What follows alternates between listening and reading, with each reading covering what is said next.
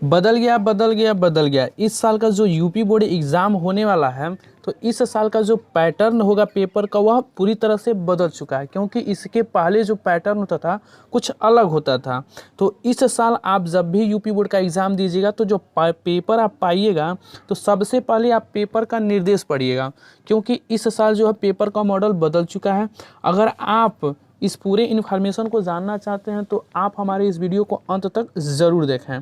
तो देखिए यहाँ पे देख सकते हैं कि हमने एक मॉडल पेपर को तैयार किया है जो यूपी बोर्ड से ही रिलेटेड है। तो आप देख सकते हैं कि ये मॉडल पेपर है 2022 और 23 का, यानी कि इसी साल का ही है। क्लास 10th और विषय है हमारा हिंदी। तो आप देख सकते हैं कि यहाँ पे जो समय है वो पुराना वाला ही है, 3 घंटे 15 मिनट, और टोटल जो पूर्णांक होगा 70 नंबर का ही होगा। तो यहाँ पे आप जब निर्देश पढ़ेंगे तो देखिए कुछ इस प्रकार के निर्देश इस साल जारी हुए हैं। तो देखिए यहाँ पे जो पहला निर्देश है, कह रहा है कि प्रारंभ के 15 मिनट परीक्षार्थियों को प्रश्न पत्र पढ़ने के लिए निर्धारित है। उसके बाद से जब आप दूसरा निर्देश पढ़ेंगे तो कह रहा है कि प्रश्न पत्र के 2 खंड और तथा खंड ब में विभाजित हैं, यानी कि जो हमारा खंड होगा वह 2 खंडों में विभाजित होगा। उसके बाद से जब आप तीसरा निर्देश पढ़ेंगे तो आप इन्फॉर्मेशन आपको मिलेगा, यही होगा कि प्रश्न पत्र के खंड अ में बहुविकल्पीय प्रश्न है, जिसमें सही विकल्प का चयन करके OMR शीट पर नीले या काले पेन से सही विकल्प वाले गोले में पूर्ण रूप से काला करें। तो देखिए यहाँ पे जो है इस साल हमें मिलने वाला है OMR शीट। इसके पहले जो है हमें यह नहीं मिलता था। तो यहाँ पे आप देख सकते हैं 2020 का जो है यह पेपर है हिंदी का। तो यहाँ पे आप देखेंगे तो सिर्फ लिखा हुआ 3 घंटे 15 मिनट है, और नोट में लिखा होता था कि प्रारंभ के 15 मिनट परीक्षार्थियों को प्रश्न पत्र पढ़ने के लिए आधारित है। लेकिन इस बार जो है पैटर्न में बदलाव हो चुका है। आपको जो है यहाँ पे एक OMR शीट मिलेगा, जिसमें सही विकल्प को जो है आपको वो काले कलम से या आप जो है नीले पेन से जो है उसको भरना होगा। यह अलग से आपको शीट दिया जाएगा। उसके बाद से देखिए जो चौथा निर्देश वही कर रहा है कि खंड ए में बहुविकल्पीय प्रश्न हेतु प्रत्येक प्रश्न के लिए 1 अंक निर्धारित हैं, यानी कि जो भी हमारे बहुविकल्पीय होंगे वो केवल 1 नंबर के होंगे। और उसके बाद से 5वां निर्देश है कि प्रश्न पत्र के खंड अ के प्रश्नों को हल करने हेतु 1 घंटा तथा खंड ब के प्रश्नों को हल करने के लिए 2 घंटे का समय निर्धारित है। तो यहाँ पे आप देख सकते हैं कि जो खंड अ होगा, यानी कि जो बहुविकल्पीय का प्रश्न हमें करना होगा वह सिर्फ 1 घंटे में करना होगा, और जो खंड ब होगा वह हमें 2 घंटे के अंदर करना होगा। उसके बाद से देखिए 6वां निर्देश कर रहा है कि प्रत्येक प्रश्न के सम्मुख उसके अंक निर्धारित दिए गए हैं, यानी कि आपको पता ही है कि जो प्रश्न जितने नंबर का होगा उसके जस्ट बगल में लिखा ही होता है। तो जैसा कि आप समझ चुके हैं कि कितने प्रश्न पूछे जाएंगे, कौन सा प्रश्न कितने नंबर का होगा, और हमें प्रश्नों को किस प्रकार से सॉल्व करना है। तो ऐसे ही इन्फॉर्मेशन जानने के लिए आप हमारे चैनल को सब्सक्राइब करें। अगर आपको वीडियो का इन्फॉर्मेशन अच्छा लगा हो तो हमारे चैनल को सब्सक्राइब जरूर करें और अपने दोस्तों के साथ भी शेयर जरूर करें, जिससे कि उन्हें भी इनका जो इन्फॉर्मेशन वो मिल सके। तो चलिए हम दिखाते हैं आपको 2020 का जो पेपर है उसमें देखिए कितने बहुविकल्पीय प्रश्न पूछे गए हैं। तो यहाँ पे आप देख सकते हैं, तो यहाँ पे जो है क्वेश्चन नंबर 1 है।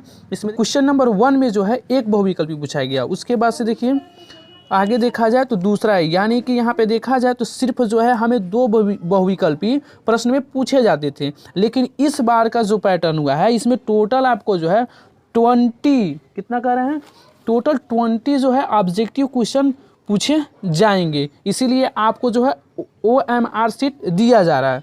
तो देख सकते हैं कि यहाँ पे सिर्फ और सिर्फ 2 ही बहुविकल्पी पूछे गए हैं।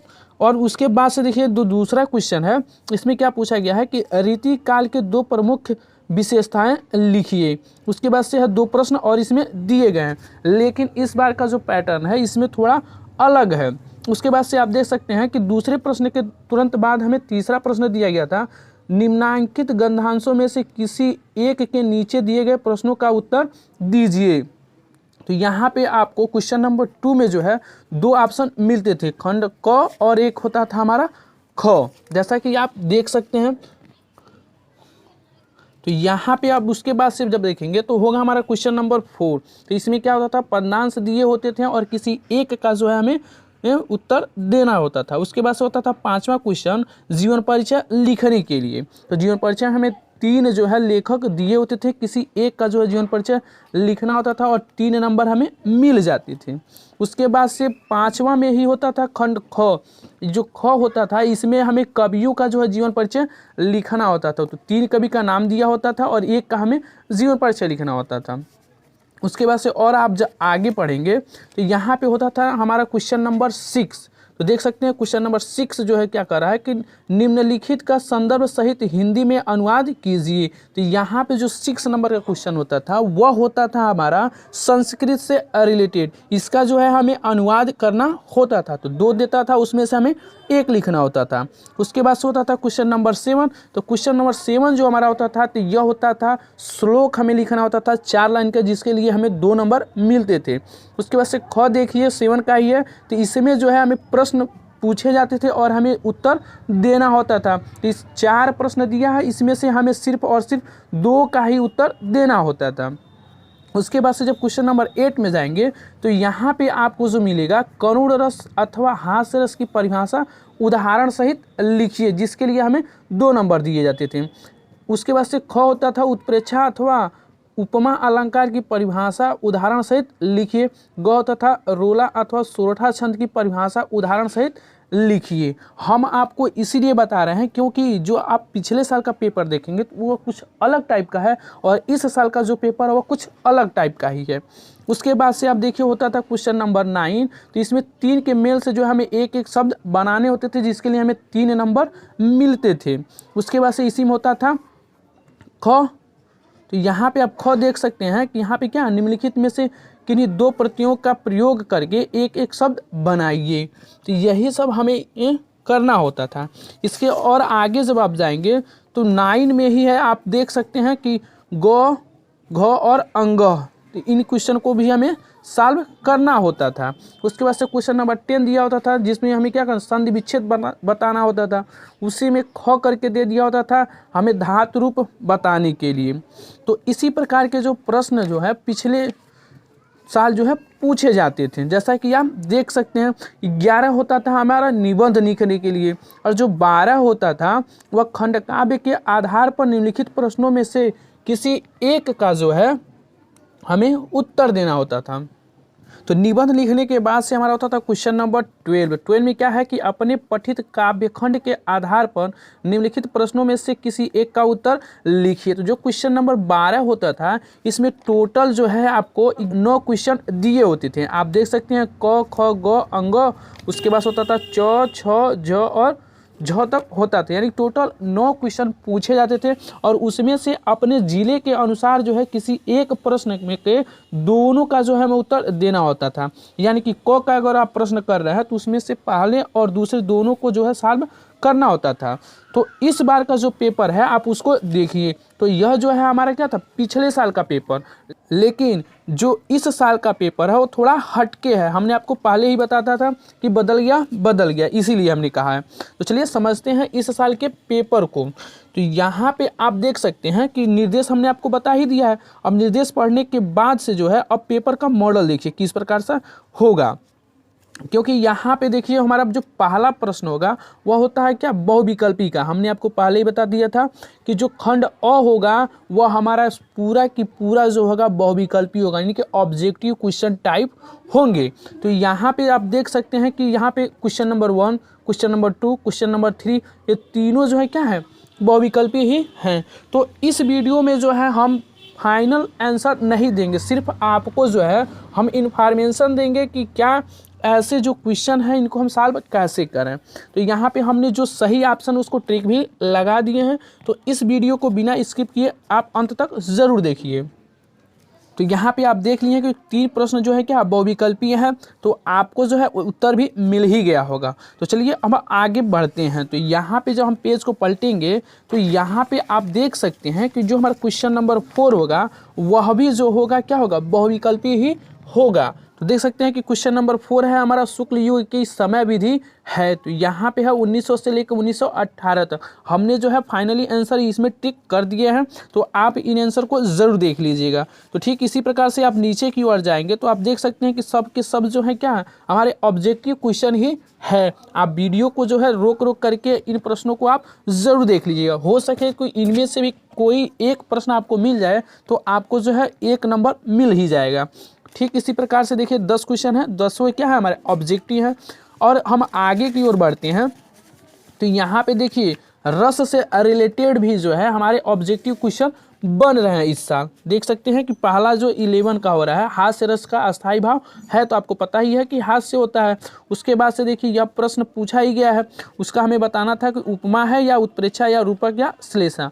देखिए इसका जो है हमने आंसर नहीं दिया, इसलिए नहीं दिया है कि आप अगर पढ़े होंगे तो आप आसानी से बता सकते हैं कि इसका जो है उत्तर जो करेक्ट ऑप्शन है वो क्या होगा। हमें पता है लेकिन हमने नहीं बताया, इसलिए कि आप जब पढ़े होंगे तो आपको पता होगा कि इसमें उपमा अलंकार होगा, उत्प्रेक्षा अलंकार होगा, रूपक अलंकार होगा या श्लेष अलंकार होगा। बहुत ही आसान है, आप आंसर अगर जानते हैं तो कमेंट करके हमें ज़रूर बताइएगा।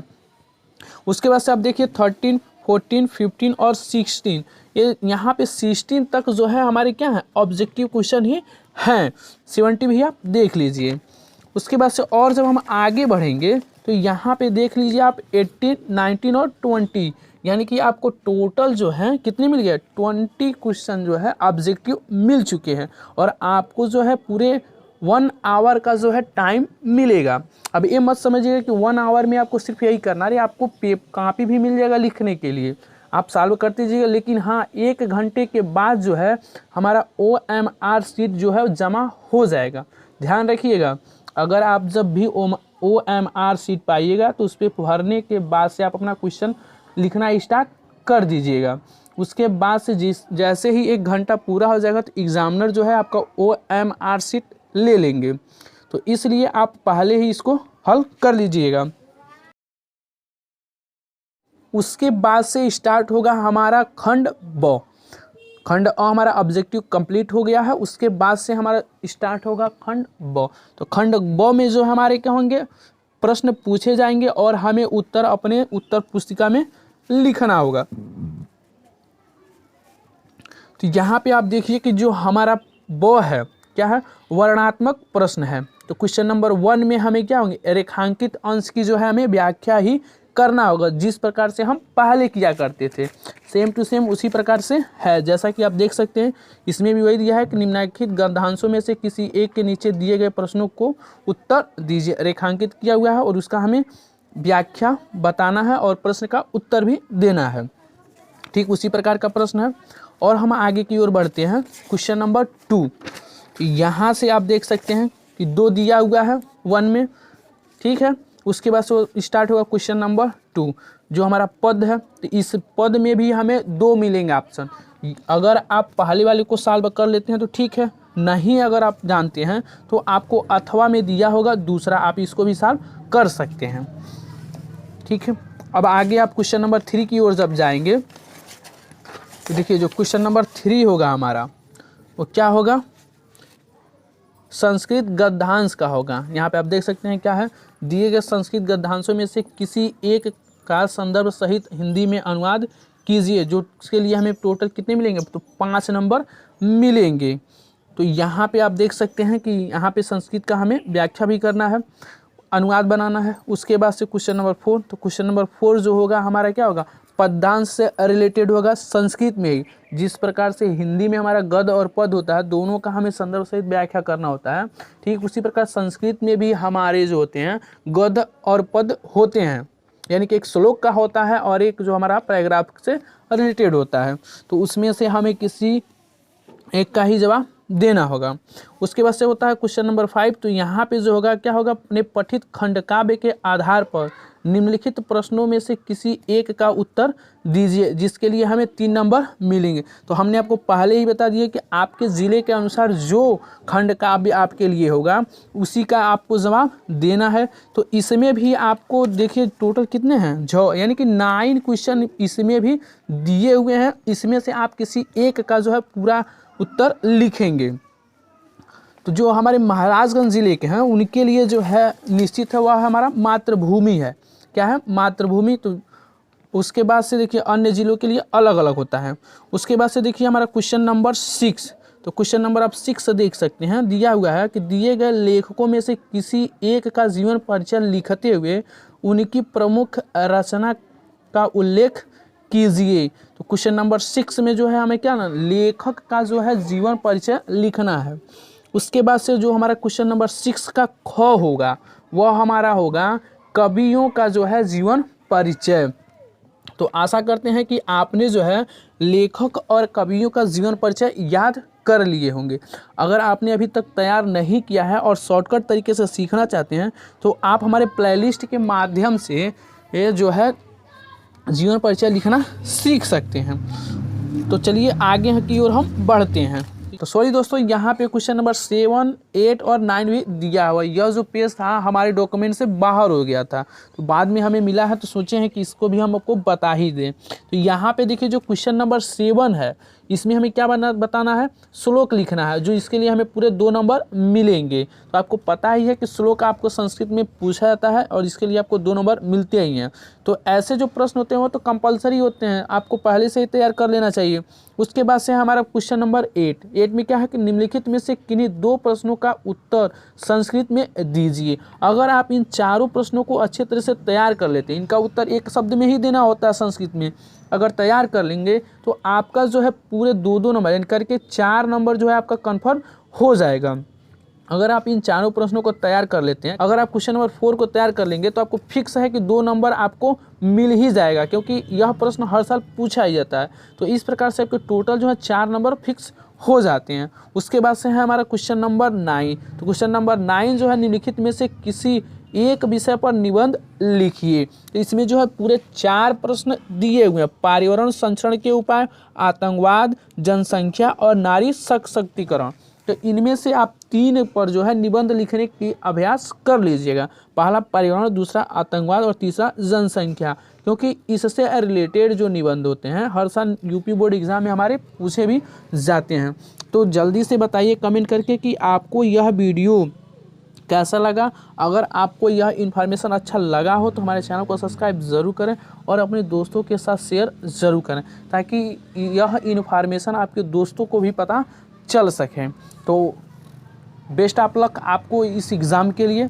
अगर आपको हमारा चैनल अच्छा लगा हो तो सब्सक्राइब ज़रूर करें।